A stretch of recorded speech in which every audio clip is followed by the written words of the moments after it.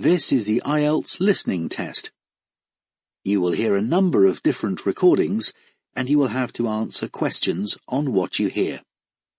There will be time for you to read the instructions and questions, and you will have a chance to check your work. All the recordings will be played once only. The test is in 4 parts. At the end of the test, you will be given 10 minutes to transfer your answers to the answer sheet.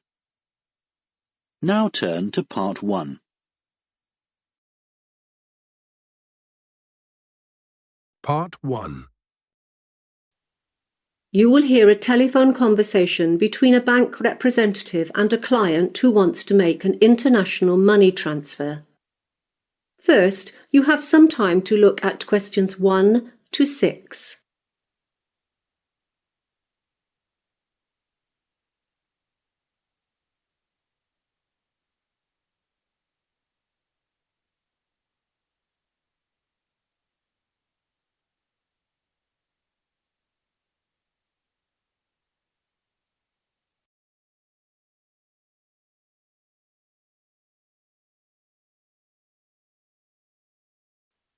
Now we shall begin. You should answer the questions as you listen because you will not hear the recording a second time. Listen carefully and answer questions 1 to 6. Wesley Bank, how can I help you? Oh, hi. I want to know how to send money to my family overseas. No problem. If you have access to the internet, I can guide you through the process of how to use our global payment system. That's great. I'm online now. Good. First, you have to log on to Wesley Bank Internet Banking and select Transfer Money. Okay. Once you've done that, select International Money Transfer. I don't see... It's the first option under the heading of International Services. Right, I found it. Now click on Payment Destination Country and scroll down to the location you wish to send money to. It's all in alphabetical order. Oh yes, Zimbabwe. I've got it, right at the bottom. Good. Then step 3 is to fill in your personal details. Name, address and contact phone number. Done that. When I put in my phone number, my other details popped up automatically. Yes, that will happen, but take a moment just to check that everything is correct. Then we'll move on to transaction details. So this is where I select the account that the money comes out of? Yes. You have a transaction account, a savings account, and a business account. Which one did you want to choose? It had better be my savings account. Okay, have you clicked on that? Yes, but next it says enter a payment reason. Why do I have to give a reason? Well, I'm afraid that's a legal requirement. You can't send money overseas without a valid reason. My mother needs to pay for an urgent medical procedure and I have to pay for my sister's school fees as well. Will that do? Yes, both are valid reasons. Thanks. What now? The next step is to fill in the recipient account details. Sorry? You need to enter the account name and number of the person who will receive the money. Oh, I see, of course. But I haven't got that information with me at the moment. I'm at the office and those details are at home. Don't worry, you can return to this page and fill it in later. You can save what you've done so far and defer completion. Don't leave it too long though, the system will hold it for no more than 2 days.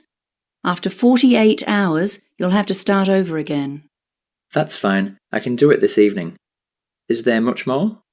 After the account details, you'll need to fill in the bank details of the person you're transferring money to, the name, branch and address of the bank. That should be easy enough. Anything else?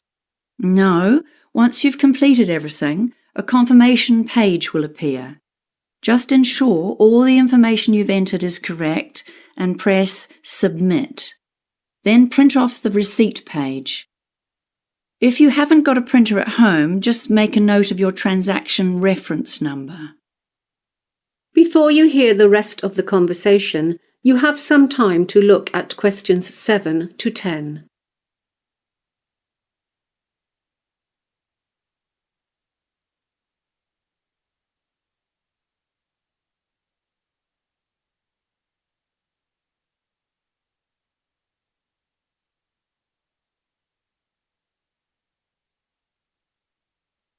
Now listen and answer questions 7 to 10.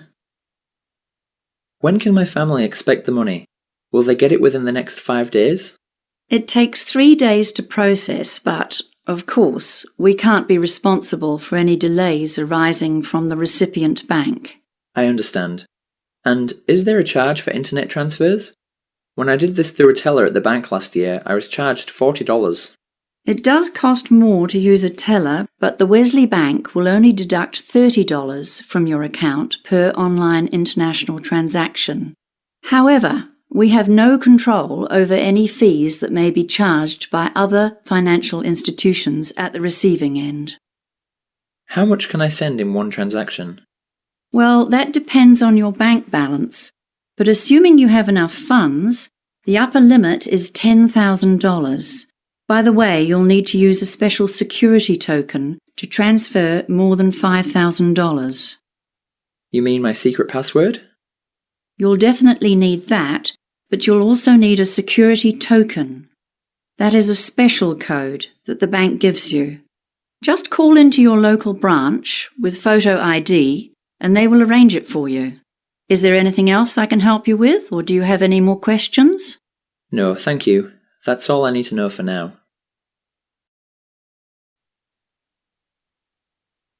That is the end of Part 1. You now have 1 minute to check your answers to Part 1.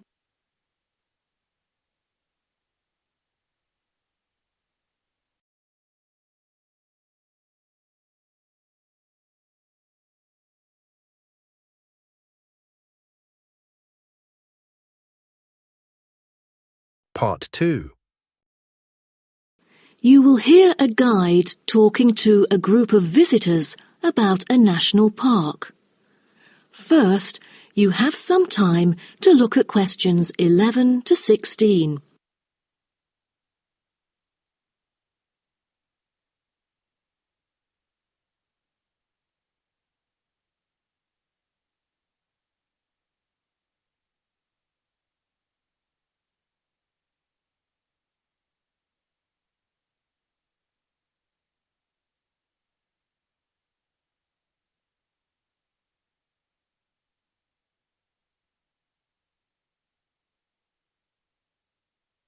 Now listen carefully and answer questions 11 to 16. Welcome to Byron National Park. I am Jim Carson, your tour guide for the trip. First, I'd like to give you some basic information about the park. Covering 7,000 acres of land and spanning across 3 states, Byron National Park was established to protect the area's most spectacular scenic values. With unique geological features, natural history, and native plant and animal life, it is an ideal destination for recreation as well as research purposes. The park has a breathtaking waterfall connecting the longest river in the country, but it is most renowned for having the largest subtropical rainforest worldwide. There are many layers of tall, medium, and low vegetation growing with seasonal variations in the park. It is a place where the air seems green. Ardent hikers can find an awesome array of options here. Apart from the dense green rainforest, tourists can also hike along the mountain trail. Despite the stunning view, taking photos is not advised on the way up, I'm afraid, as one might get distracted and the narrow trail by the sheer cliff is quite dangerous. When you reach the top of the mountain, there is nothing better than having a picnic under the trees with your family. Accompanied mostly by wildlife, walkers as well as cyclists may find the bush track a good choice for having a tranquil time to themselves. As your tour guide, I suggest that only expert hikers take the creek circuit, because its beautiful and inspiring scenery through the subtropical jungle is paralleled by its physical challenges. A list of transport is available within the park. Bicycles are a popular choice, as it is the most flexible way to get around. Electric trams are temporarily closed for maintenance. Boat trips down the river are an ideal way to spend a tranquil afternoon. Rest assured that transport within the park is covered in the bill. Extreme sports is another highlight of the park. There are, for adventurous grown-ups, especially those who are comfortable with having a racing heart, scary as it may sound, it is actually safe to participate in extreme sports under strict instructions and close supervision. Abseiling is available regardless of the weather. It is a fun way to overcome fear of heights, gain new skills, and get an adrenaline rush. Bungee jumping and paragliding are also available, except for during the summer. At this point, you might worry about meals here. Well, even though there is only one restaurant in the park at the moment, the variety of dishes is astonishing. There are 2 meals included in the price. Just get your meal ticket at the reception before dining. Also, there is no need to make reservations or worry about availability, since there are plenty of tables. Before you hear the rest of the talk, you have some time to look at questions 17 to 20.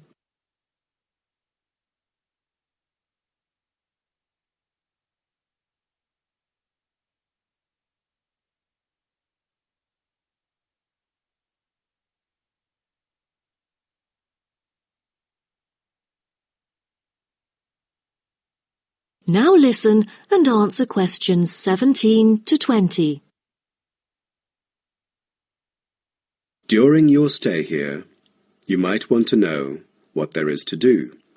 Let's turn to the plan so I can familiarize you with the layout of the park.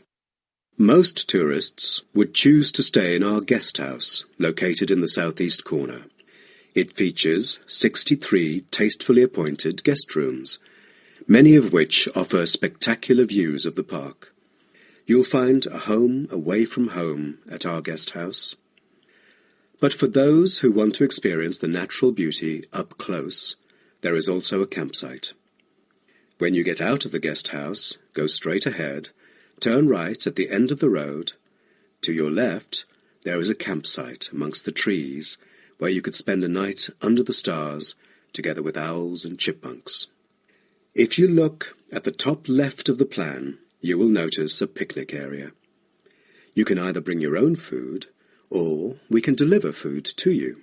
Barbecue is an option. The business centre is situated directly opposite the picnic area. It provides flexible, fully serviced offices, conferencing suites, meeting rooms, and is equipped with the latest multimedia facilities. Wired, as well as wireless, high-speed internet is available within the entire premises. The centre is designed to cater to both individual travellers and corporate groups. Visitors can also go to the museum, which holds a vast collection that exhibits local history and a natural habitat.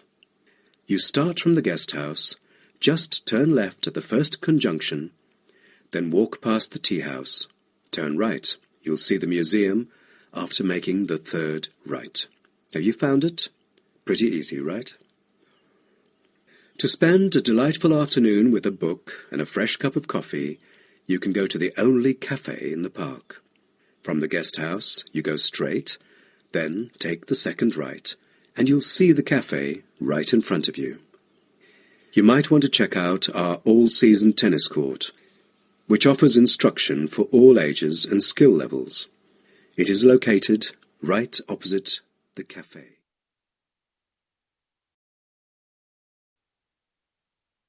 That is the end of Part 2. You now have 30 seconds to check your answers to Part 2.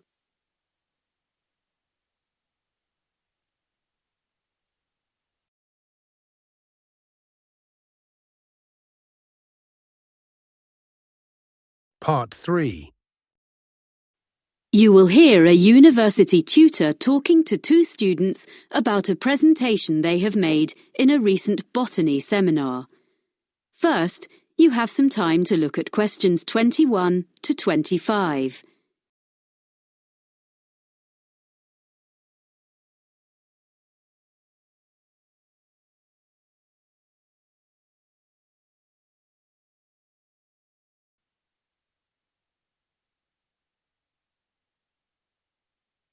Now listen carefully and answer questions 21 to 25.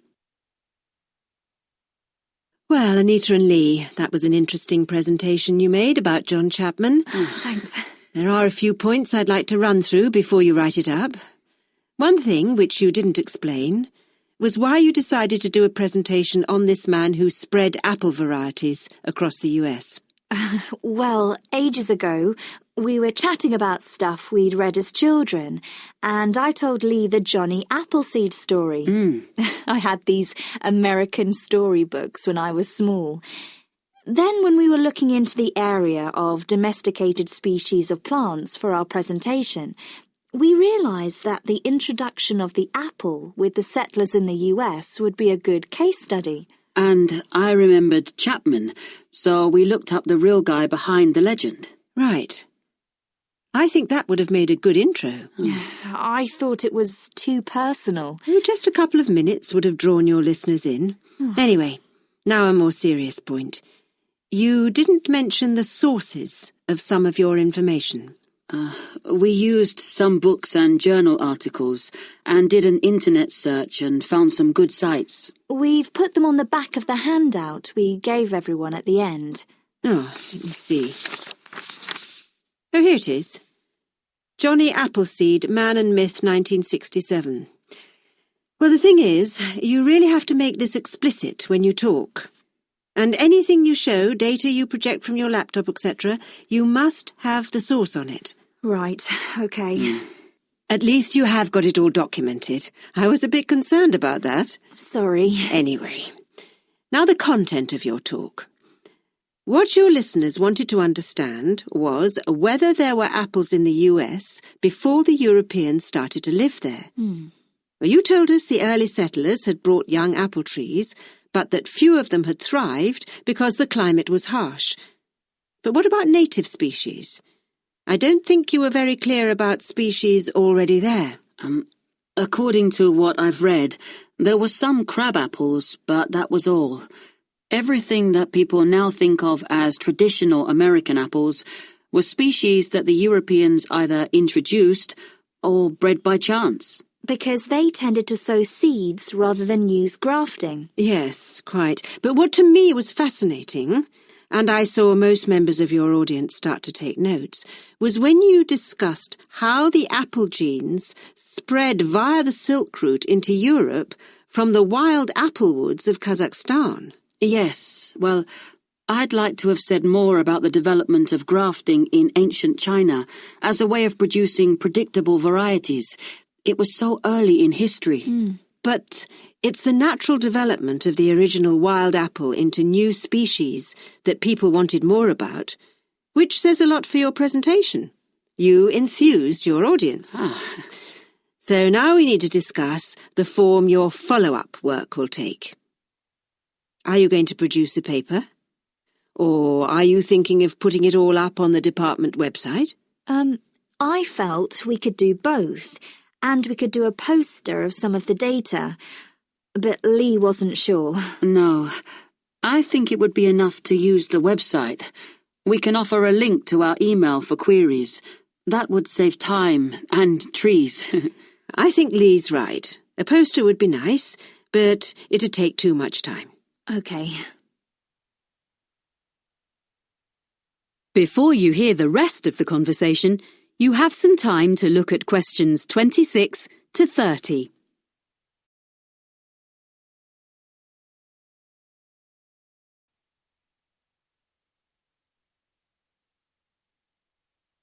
Now listen and answer questions 26 to 30. Now, I just want to give you a few pointers about the techniques of your presentation. Mostly, it was good. But there are a few things you need to bear in mind next time you do one. You both managed the hardware, I mean the projector and things, very well indeed, which is always a great help. Good. Oh, thanks. You'd obviously checked it out carefully. Yes. But unfortunately, we hadn't finished our maps when we did the practice on my computer at home. That's why there was some the wrong way up. We didn't realise the software on the laptop was a bit different from the one I have. But you sorted out the problem very quickly and didn't let it fluster you, so it wasn't a big problem. We could all read the map when we needed to. So it was okay, but we could have done better, we realise. There was a bit at the end where I felt something didn't go as you'd planned. Am I right? We had a few maps which we ended up leaving out because we needed to get on to our conclusions. Yes, it took longer to explain the technical aspects of grafting than we'd expected. So, sticking to the time limit for each part of our presentation is something we didn't manage at all. Which means we've definitely got to improve before we do another one. Yes. Apart from that, well, the handout was perfectly adequate for a seminar like this. It gave all the key information, and, of course, now I realise the sources are listed at the back. But you need to do those references in the correct format, as footnotes, in future. Okay. Yes, sorry, we will. And finally, other students will be presenting projects later in the course. I shall be reminding them how well you both spoke, and that no one had any problem hearing or understanding either of you. In that respect, your talk was a model that the others can follow. Thank you. Yes, thanks very much. This feedback has been very helpful. Well done, both of you. See you in a fortnight. Bye. Yes, thanks.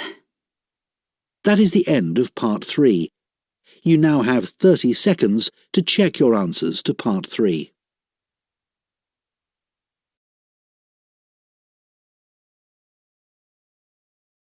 Part 4. You will hear part of a lecture about aquaculture and the fishing business. First, you have some time to look at questions 31 to 40.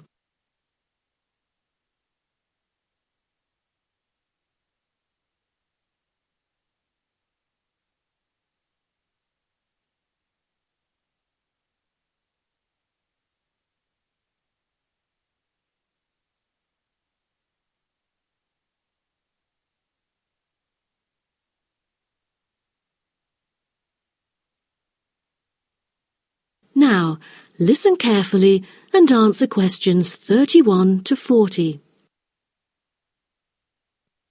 So, what I'm going to talk about to you today is something called aquaculture. It has been responsible for the impressive growth in the supply of fish for human consumption. There's also been a slight improvement in the state of certain fish stocks due to improved fishery management. Aquatic food production has transitioned from being primarily based on the capturing of wild fish to the culture of increasing numbers of farmed species. In recent years, a type of genetically modified salmon has been farmed in the New England region, produced by a Massachusetts-based biotech firm. This type of fish is engineered to grow twice as fast as its conventional farm-raised counterpart. As a result, this increases the speed of the local aquaculture industry development, and thus reduces the fishing pressure on wild stock.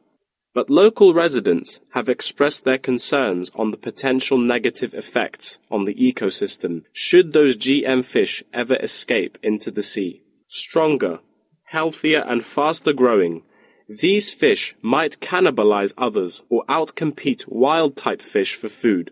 Local decision-makers and regulators have thus pushed forward a number of measures, making it impossible for most GM fish to mate. A small percentage is able to breed only within confined pools. Despite the economic boom of genetically engineered fish, culturing traditional types of fish is still mainstream among fish farmers. Most of them prefer fish with special features, such as tuna. It is a source of high-quality protein with almost no fat. It also contains all essential amino acids required by the body for growth and maintenance of lean muscle tissue. With high nutritional value, this kind of fish will always be popular in the fish market. For the fish farming industry, incidents of fish escaping the farms has been a troubling issue over the years. Due to bad weather, nets that used to hold the fish were often destroyed. Thousands of salmon, worth nearly 220,000 euros, escaped from a fish farm in the Norwegian region in July, raising fear that they would breed with wild fish stocks. Cages were thus built to withstand storms. The frames of the cages are made of PE, which is dedicated to marine use. This material has trustable strength, resilience, and tenacity.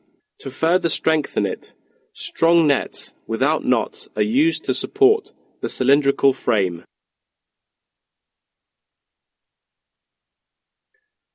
A group of small villages on the island of Zanzibar off the coast of East Africa have been trying to develop a local aquaculture industry sustainably.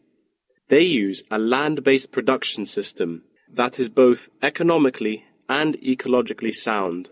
Land-based recirculation can control ocean temperature and optimize growth for the fish that are used to warmer water. All organic waste from the fish is held on land, with incoming water sterilized to avoid disease, which has historically plagued ocean-based farms. The lack of disease means that no drugs are administered to the fish. However, one problem facing the villagers is lack of suitable land on the coast for this system. Hotels and beaches open to tourists take up most of the coastal area. Another problem facing local fishermen is the scarcity of young fish used to breed the species. This predicament stems from overfishing during the previous decades. The local commercial fishing industry has been reduced by 50% for this reason, and the aquaculture industry has yet to thrive. The government has taken a set of initiatives to safeguard native aquaculture and the fishing industry. An open-air seafood market has been launched. Residents are encouraged to support local fish farming businesses by purchasing marine products. As it turns out, there is a public demand for access to locally produced, sustainable sources of fresh seafood. Moreover, local fish farmers are aided to market seaweed and oysters, both of which have additional economic values. Seaweed is used in various ways in cosmetics. Seaweed extract is often found on the list of ingredients constituting creams, soaps, shampoos, powders, and sprays. It is said to be useful in various ways, including the relief of rheumatic pain and the removal of cellulite.